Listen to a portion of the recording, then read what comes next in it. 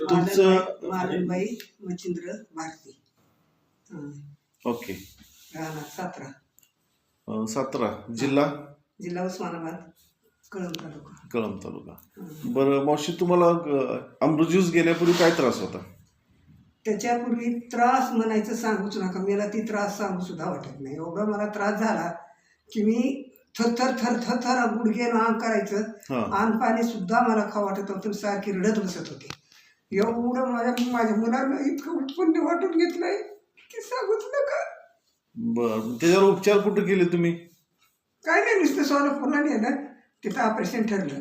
अच्छा. नंतर मी म्हणलं मला आजच मला तुला बाहेर काढायचं का, म्हणलं मी ऑपरेशन करू शकत नाही.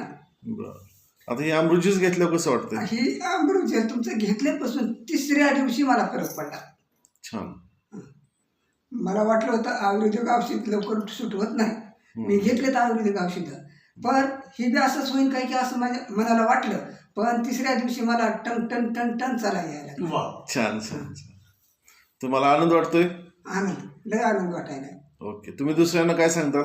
हेच सांगितलं, सगळ्यांना सांगितलं. आणि त्यांनी ते आम्ही भजनातले, अच्छा, ते आम्हाला त्यांनी स्वतःचे पैसे खर्चून दवाखाना केला, ही 9 दिवस नवरात्रात ही बाहेर कमी करायची म्हणून, पण मला फरक पडला नाही.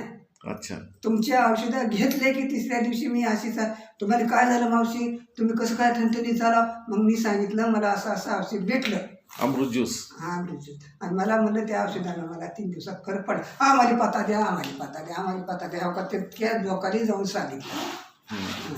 सकाळपासून ती राहिली. ये लागले तर आता घरचं काम असतंय, त्याला थोडा राडा असतोय. बरोबर. इतक्या लवकर चुकते लोकांनी वाटायला की आता ही मावशी होत्या कशाने झाल्या कशा.